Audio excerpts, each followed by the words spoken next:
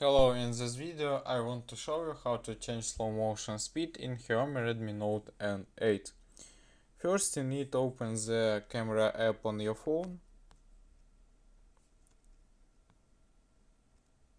and then select the slow motion.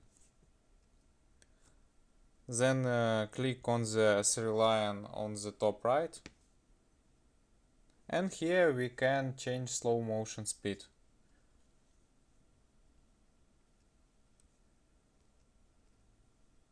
Click on these buttons you want.